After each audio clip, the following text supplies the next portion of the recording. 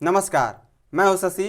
आइए झारखंड के टॉप 25 प्रमुख खबर जानते हैं। दिसोम गुरु शिबू सोरेन को पद्म भूषण सम्मान। गणतंत्र दिवस की पूर्व संध्या पर केंद्र सरकार ने रविवार को पद्म पुरस्कारों की घोषणा की है। झारखंड के पूर्व मुख्यमंत्री दिसोम गुरु शिबू सोरेन को मरणोपरांत पद्म भूषण सम्मान मिला है। दिसोम गुरु को यह सम्मान लोक कल्याण के क्षेत्र में उनके अच्छे कार्यों के लिए मिला। बता दें, सत्तासीन झारखंड मुक्ति मोर्चा के महासचिव विनोद पांडे ने गुरुजी को पद्म भूषण सम्मान देने के भारत सरकार के निर्णय का स्वागत किया, लेकिन उन्होंने कहा है कि गुरुजी को भारत रत्न देने की मांग जारी रहेगी। उल्लेखनीय है कि अलग झारखंड राज्य के लिए जीवन भर संघर्ष करने वाले झामुमो के नेता रहे दिसोम गुरु शिबू सोरेन को झारखंड विधानसभा से भी भारत रत्न देने की मांग की गई। बीते साल मानसून सत्र में 28 अगस्त को सदन से एक प्रस्ताव पारित कर केंद्र को भेजा गया। परिवहन मंत्री दीपक बिरुवा ने सदन में प्रस्ताव रखते हुए कहा था कि गुरुजी को संघर्ष से न सिर्फ नया राज्य अस्तित्व में आया, बल्कि झारखंडी अस्तित्व को राष्ट्रीय पहचान भी मिली है। अब उनकी विरासत को सर्वोच्च राष्ट्रीय सम्मान देने की जरूरत है। वही संसदीय कार्य मंत्री राधाकृष्ण किशोर ने कहा था कि अब तक किसी आदिवासी नेता को भारत रत्न नहीं मिला, गुरुजी इसके हकदार हैं। इसके बाद स्पीकर रविंद्रनाथ महतो की मौजूदगी में प्रस्ताव पारित हो गया था। मोराबादी में आज सुबह 9 बजे राज्यपाल करेंगे झंडोत्तोलन। गणतंत्र दिवस समारोह को लेकर पूरे शहर में उल्लास है। सरकारी भवनों, हाई कोर्ट, विधानसभा को रंगीन लाइटों से सजाया गया है। सोमवार को मोराबादी मैदान में होने वाले मुख्य समारोह में राज्यपाल संतोष कुमार गंगवार सुबह 9 बजे झंडोत्तोलन करेंगे। वह मार्च पास्ट की सलामी भी लेंगे। समारोह में विभागीय झांकियां आकर्षण का प्रमुख केंद्र होंगी।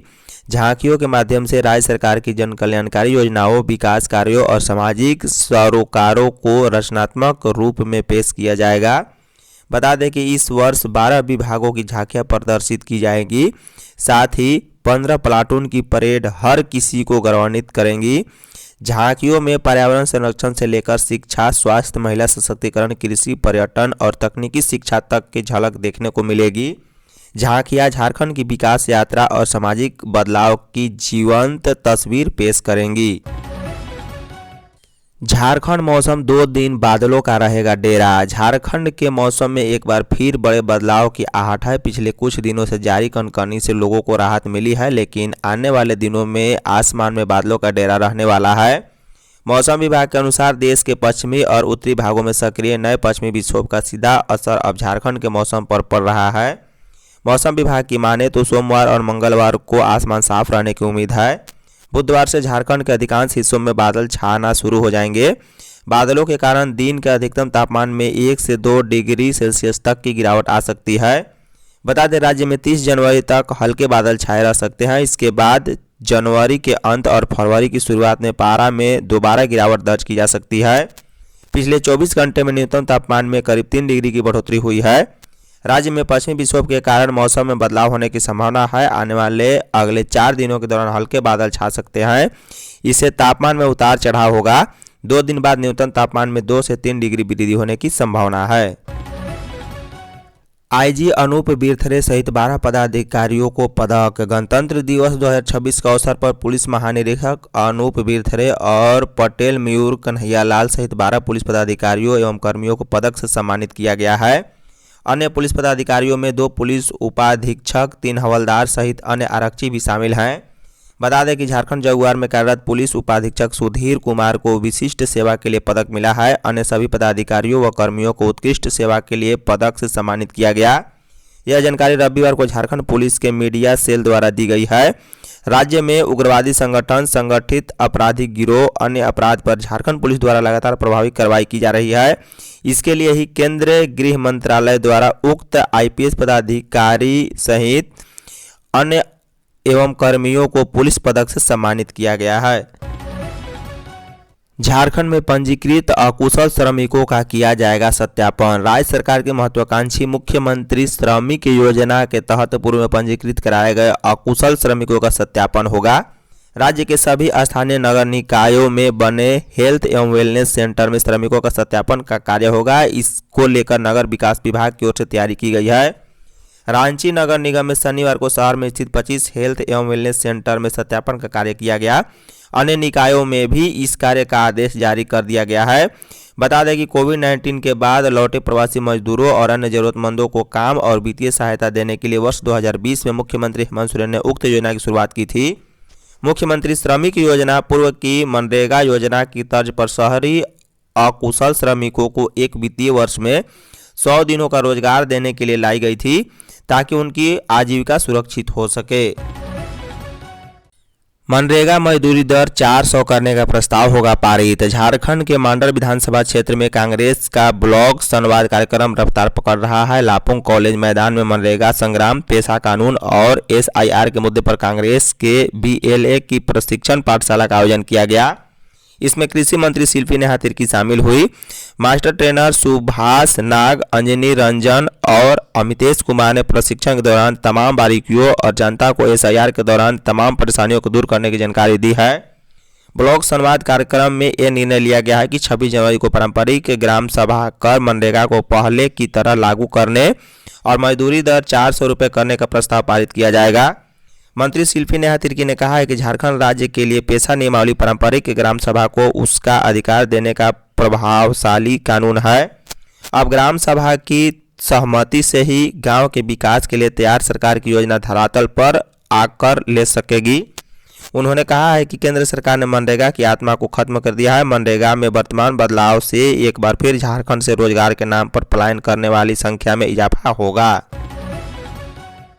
नक्सलियों को ड्रोन से ट्रैकिंग, ठिकाने लगाने की तैयारी। पश्चिमी सिंहभूम के सरंडा जंगल में ऑपरेशन मेधाबुरु में 8 इनामी समेत 17 के मारे जाने के बाद बचे नक्सलियों को भी ठिकाने लगाने की तैयारी है।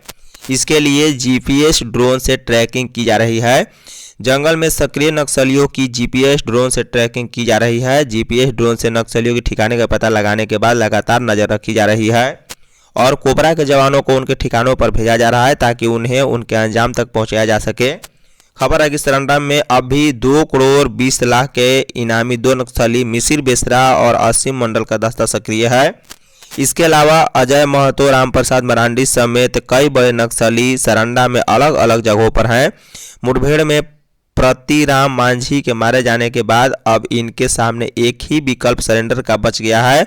मालूम हो कि पश्चिमी सिंहभूम में सबसे अधिक 65 बड़े नक्सली थे, जिसमें से 50 से कम बचे हुए हैं। कोडरमा में विसर्जन जुलूस के दौरान मारपीट केस दर्ज। कोडरमा थाना क्षेत्र के चिंगलाबार गांव में शनिवार की रात मां सरस्वती प्रतिमा विसर्जन जुलूस के दौरान हुई मारपीट में 1.5 दर्जन लोग घायल हो गए हैं। इस संबंध में कोडरमा में सुरेंद्र दास के आवेदन पर थाना में मामला दर्ज किया गया। पुलिस को दिए आवेदन में बताया गया है कि स्थानीय लोग वर्षों से आपसी सहयोग से सरस्वती पूजा का आयोजन करते आ रहे हैं और पूजा स्थल से लगभग 100 मीटर की दूरी पर प्रतिमा का विसर्जन भी किया जाता है। शनिवार की रात महिला और पुरुष नाचते गाते विसर्जन के लिए जा रहे थे। इसी दौरान गांव के कुछ युवकों द्वारा महिलाओं का वीडियो बनाए जाने लगा। महिलाओं द्वारा विरोध करने पर पहले कहासुनी हुई, जो बाद में विवाद में बदल गया। सूचना पर कोडरमा पुलिस मौके पर पहुंची और घायलों को सदर अस्पताल भेजा। रविवार को पीड़ितों और उनके परिजनों ने थाना पहुंचकर आरोपितों की गिरफ्तारी और कड़ी कार्रवाई की मांग करते हुए हंगामा किया है। झारखंड व ऑक्सफोर्ड में शैक्षणिक साझेदारी। मुख्यमंत्री हेमंत सोरेन ने ऑक्सफोर्ड विश्वविद्यालय के ऑल सोल्स कॉलेज का दौरा किया है। वहां हुई बैठक में झारखंड और ऑक्सफोर्ड के बीच शैक्षणिक सहयोग की संभावनाओं पर चर्चा हुई। इसमें झारखंड के छात्रों के लिए नए डॉक्टोरल स्कॉलरशिप, शोध के अवसर, फैकल्टी एक्सचेंज तथा जलवायु परिवर्तन, सतत विकास, जनजातीय कल्याण और विरासत जैसे क्षेत्रों में संयुक्त शोध पहलों की संभावनाएं शामिल रही, जो राज्य सरकार के प्रयासों को समर्थन दे सकती है। बता दें, सीएम ने शिक्षा, शोध और वैश्विक शैक्षणिक साझेदारियों में निवेश के प्रति झारखंड की प्रतिबद्धता को रेखांकित किया। उन्होंने विशेष रूप से राज्य की शैक्षणिक संस्थाओं को सुदृढ़ करने के उद्देश्य से युवा शोधकर्ताओं को समर्थन देने की बात कही है। दावोस यात्रा के खर्च का हिसाब जारी हो मरांडी। झारखंड के पूर्व मुख्यमंत्री और नेता प्रतिपक्ष बाबूलाल मरांडी ने मुख्यमंत्री हेमंत सोरेन के विदेश दौरे को लेकर सवाल उठाए हैं। वे रविवार को भाजपा प्रदेश कार्यालय में आयोजित एक प्रेस वार्ता को संबोधित कर रहे थे। मरांडी ने कहा है कि 26 जनवरी 2024 गणतंत्र दिवस के अवसर पर मुख्यमंत्री का झारखंड में उपस्थित न रहना एक संवेदनशील विषय है। उन्होंने यह भी कहा है कि दावोस यात्रा का कार्यक्रम 23 जनवरी को समाप्त हो चुका था और अन्य राज्यों के प्रतिनिधि भारत लौट आए, जबकि झारखंड के मुख्यमंत्री और उनके साथ गए कुछ वरिष्ठ अधिकारी विदेश में ही रुके हुए हैं। मरांडी ने राज्य सरकार से आग्रह किया है कि वह इस दौरे का उद्देश्य, अवधि और उससे जुड़े खर्चों का स्पष्ट विवरण सार्वजनिक करे ताकि जनता को सही जानकारी मिल सके। एमओयू पर भी सवाल उठाया है। बाबूलाल मरांडी ने उद्योग निवेश से जुड़े एमओयू पर भी सवाल उठाकर उन्होंने कहा कि कुछ एमओयू ऐसे प्रोजेक्ट से जुड़े बताए जा रहे हैं जो पहले से ही प्रगति पर है और जिन्हें राज्य में ही संपन्न किया जा सकता था। लोहरदगा में विसर्जन जुलूस के दौरान दो पक्षों में हिंसक झड़प। लोहरदगा जिले के कुड्डू प्रखंड के उमड़ू बरीडीह गांव में शनिवार की शाम प्रतिमा विसर्जन के दौरान उत्पन्न विवाद ने रविवार को हिंसक झड़प का रूप ले लिया। दो पक्षों में जमकर मारपीट में आधा दर्जन से अधिक लोग घायल हो गए। स्थिति को नियंत्रित करने के लिए गांव में भारी संख्या में अधिकारी और मजिस्ट्रेट समेत पुलिस बल तैनात हैं। ग्रामीणों के अनुसार शनिवार शाम में मां सरस्वती प्रतिमा विसर्जन शोभा यात्रा निकाली गई थी। इसी दौरान एक व्यक्ति के खपड़ेल मकान की छप्पर पर बाजा लोड गाड़ी से स्पर्श हो गया, जिससे घर को थोड़ा सा नुकसान पहुंचा। इस पर गृह स्वामी और जुलूस में शामिल कुछ लोगों में कहासुनी के बाद धक्का मुक्की हो गई। फिर मामला शांत करा दिया गया। इधर रविवार को कुछ असामाजिक तत्वों ने मौत की अफवाह फैला दी। इससे दोनों पक्ष के लोग धारदार हथियार और लाठी डंडे के साथ एक दूसरे पर हमला करने लगे। झारखंड में प्रिंसिपल को पेड़ से बांधकर पीटने की घटना पर टीचरों में आक्रोश। पश्चिमी सिंहभूम के बहरागोड़ा में सरस्वती पूजा के दिन उच्च विद्यालय सियाल बिंदा के प्रधानाध्यापक लखींद्र हांसदा को कुछ ग्रामीणों द्वारा बंधक बनाने और विद्यालय परिसर में ही पेड़ से बांधकर रखने की घटना को लेकर शिक्षकों में रोष है। घटना की जानकारी मिलने के बाद अखिल झारखंड प्राथमिक शिक्षक संघ के प्रदेश उपाध्यक्ष दीपक चंद्र दत्ता, मनिका सिंह आदि ने पीड़ित शिक्षक और उनके परिवार से मिलकर घटना की जानकारी प्राप्त की।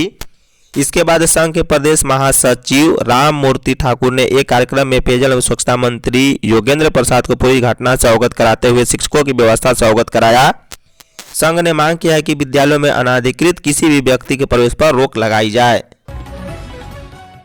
पलामू में निर्वाचन आयुक्त ने मतदान पर दिया जोर। राज्य निर्वाचन आयुक्त अलका तिवारी ने कहा है कि लोकतंत्र में हर वोट महत्वपूर्ण होता है। जो मतदाता वोट नहीं देते उन्हें यह कहने का अधिकार भी नहीं होता कि उनके जनप्रतिनिधि ने ये नहीं किया वो नहीं किया। उन्होंने 18 वर्ष पूरे हो चुके नए मतदाताओं से भी मताधिकार का अनिवार्य रूप से प्रयोग करने का आह्वान करते हुए कहा है कि उनके पास चुनाव में मनी पावर और मसल पावर का विरोध करने की शक्ति है। बता दें कि 16वें राष्ट्रीय मतदाता दिवस के अवसर पर मोराबादी स्थित आर्यभट्ट सभागार में आयोजित राज्य स्तरीय समारोह में राज्य निर्वाचन आयुक्त ने आगामी नगर निकाय चुनाव का भी जिक्र किया। उन्होंने उस चुनाव में भी सभी मतदाताओं से वोट करने की अपील करते हुए कहा है कि वे मतदान में हिस्सा लेकर सही प्रतिनिधि चुनेंगे, तभी स्थानीय निकाय मजबूत होगी। उन्होंने कहा है कि लोकतंत्र का आधार मतदाता है। जो लोकतंत्र की मजबूती के लिए मतदाता को जानकार और सतर्क होने की जरूरत है। उन्होंने वोट देने में किसी तरह के आलस से बचने तथा नैतिक तरीके से वोट देने पर जोर दिया है। माओवादियों ने जारी किया ऑडियो बयान, 17 साथियों की मौत को बताया फर्जी और अवैध। चाईबासा जिला के सरंडा जंगलों में हाल ही में सुरक्षा बलों द्वारा की गई बड़ी कार्रवाई पर भाकपा माओवादी संगठन ने बयान जारी किया है। माओवादी संगठन की Bihar Jharkhand special area committee के प्रवक्ता ने एक ऑडियो क्लिप जारी कर इस मुठभेड़ को फर्जी करार दिया और सुरक्षा बलों पर गंभीर आरोप लगाए हैं। माओवादी प्रवक्ता ने अपने बयान में दावा किया है कि 22 जनवरी 2026 को कोबरा बटालियन झारखंड जगुआर और जिला पुलिस ने सरंडा के बहुदा और कुमडीह गांव के जंगलों में उनके दस्ते पर अचानक हमला किया। प्रवक्ता के अनुसार सुरक्षा बलों ने बिना किसी चेतावनी के अंधाधुंध फायरिंग की है। संगठन ने आरोप लगाया है कि यह कोई आम मुठभेड़ नहीं थी, बल्कि जीपीएस ट्रैकर और खाद्य सामग्री में जहर मिलाने जैसी साजिशों के जरिए अंजाम दी गई एक हत्या है। इस ऑडियो बयान में माओवादियों ने स्वीकार किया है कि इस कार्रवाई में उनके संगठन को बड़ा नुकसान हुआ। मारे गए संगठन ने लाल सलाम कहकर श्रद्धांजलि दी है। धन्यवाद।